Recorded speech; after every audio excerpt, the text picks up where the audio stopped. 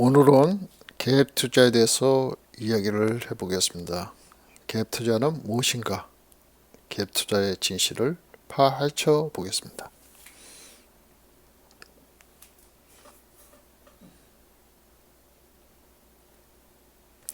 갭 투자, 영어로 갭 인베스트먼트라고 번역을 할 수 있겠죠. 자, 갭 투자에 대한 동영상을 보면은 부동산 왕초보 갭 투자, 부동산 왕초보자들에게 갭 투자를 가르쳐 주겠다는 거죠. 지금 5천만 원으로 이렇게 하세요. 갭 투자는 5천만 원으로도 몇 억대 되는 아파트를 투자할 수 있다. 이렇게 이야기하는 거죠.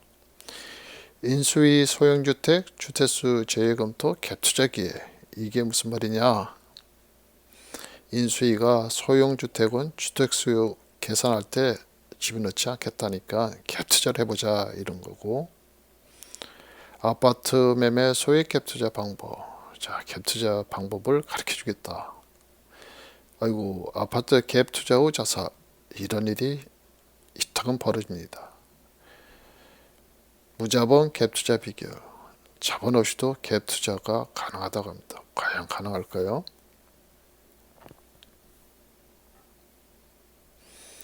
사람들은 왜 갭 투자에 열광할까요? 갭 투자는 주택 매매가 상승에서 얻는 시세 차익을 목적으로 전세가와 매매가의 차이가 작은 주택에 돈을 투자한다는 것을 의미합니다. 즉 뭐냐면은 매매가가 1억인 아파트인데 전세가가 9,500만 원이라면은 500만 원 가지고 투자를 해서 그 아파트가 상승하면은 그 시세 차익을 단기간에 얻을 수 있다는 거죠. 진짜 매우 달콤합니다. 좋은 것이고요. 그러나 투자에는 항상 위험이 따르죠. 그럼 갭 투자에는 어떤 위험들이 있을까요? 첫째, 재무적 위험. 두 번째, 영업 위험. 세 번째, 제도적 위험. 네 번째, 유동성 위험이 있습니다. 자, 갭 투자에는 이런 위험들이 어느 정도일까요? 높을까요? 낮을까요? 자, 투자를 할 때는 이런 위험들을 항상 네 가지를 고려하고 하셔야 됩니다. 이것을 무시하며 일확천금에 눈이 멀면은 큰 재산 상황에 손실을 경험할 수 있어요. 자, 하나씩 한번 간단히 살펴볼까요? 영업 위험이라는 것은 경기 변동이나 경쟁이 심화로 인하여 공실률이 증가하여 임대료가 하락하거나 임차리를 못 구하는 경우입니다. 갭 투자를 했는데 주변에 경쟁이 심해서 임차인을 구하지 못하는 경우, 그래서 전세를 놓지 못한다면 문제가 발생되죠. 또 은행에서 대출받은 경우에 대출금을 갚아야 되는데 임대료가 그 대출금을 커버하지 못할 정도로 하락을 해버리면 좋지 않은 결과가 나타나죠. 이런 것을 영업 위험이라고 합니다. 재무 위험이라는 것은 부동산 투자에 필요한 자금을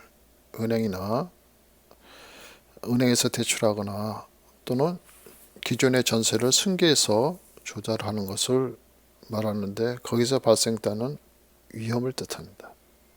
예를 들어 전세가 만료되어 전세금을 반환하지 못하는 경우, 보통 깡통 전세라고 하죠. 또 은행의 빚을 갚지 못하는 경우 굉장히 심각한 문제가 발생될 수 있어요. 최악의 경우는 어떤 일이 발생할까요? 전세 들어 살던 사람이 전세금을 못 받으면 법원에 경매를 신청할 수 있습니다. 그거를 임의경매라고 하는데, 그렇게 되면 부동산을 잃을 수가 있습니다. 또 은행에서는 빚을 안 갚으면 바로 경매로 넘기죠. 그래도 마찬가지로 부동산을 잃을 수 있는데 부동산만 있는 게 아니라 빚을 다 못 갚으면은 그것을 계속 갚아야겠죠. 아파트가 팔려도 빚이 나오면은 그것을 계속 갚아야 되는 겁니다. 제도적 위험이라는 것은 부동산에 관련된 법규나 정치적 상황이 바뀌어서 그 결과 투자자가 예상치 못한 경제적 불이익을 받는 것을 말합니다.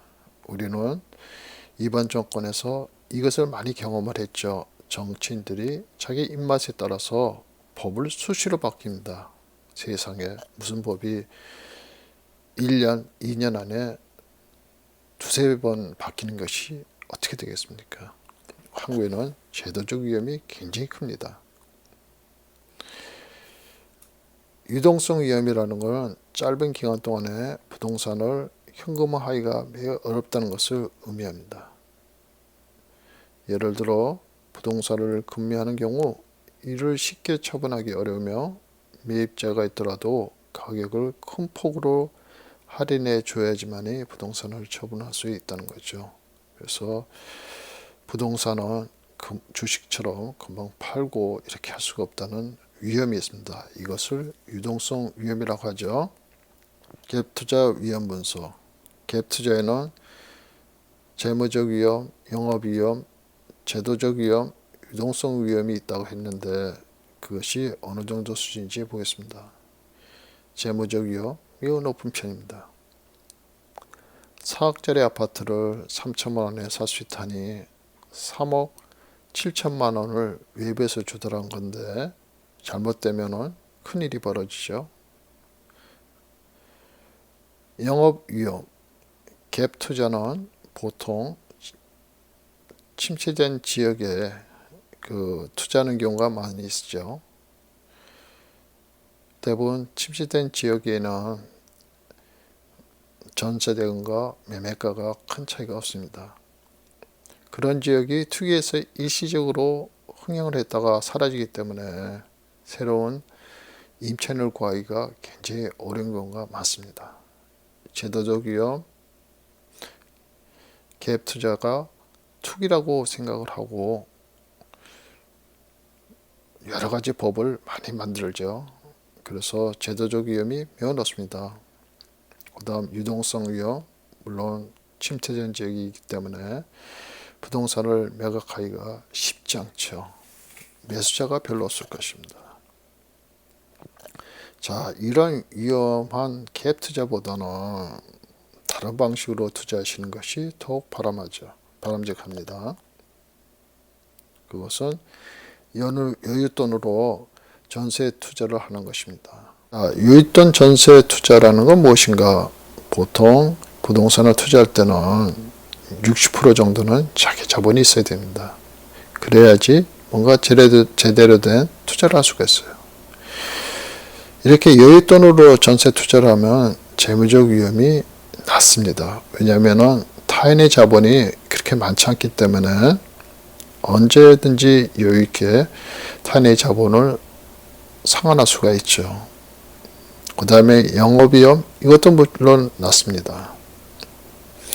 기존에 살던 사람이 나가더라도 금방 임차인을 구하지 못해도 약간의 여유를 갖고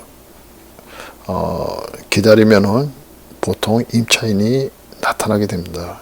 그 이유는 여유자본으로 전세 투자하는 지역은 보통 재개발이라든지 어떠한 수요가 위치가 좋은 지역이기 때문에 항상 수요자가 있습니다. 그 다음에 제도적 위험, 물론 갭 투자와 마치 똑같이 제도적 위험이 있죠. 그러나 여윳돈으로 투자를 했기 때문에 이런 제도적 위험을 슬기롭게 극복을 할 수 있는 것이죠. 정권이 바뀌거나 여러 가지 이유로서 다시 제도가 옛날처럼 우호적인 쪽으로 바뀔 수도 있고, 그 다음에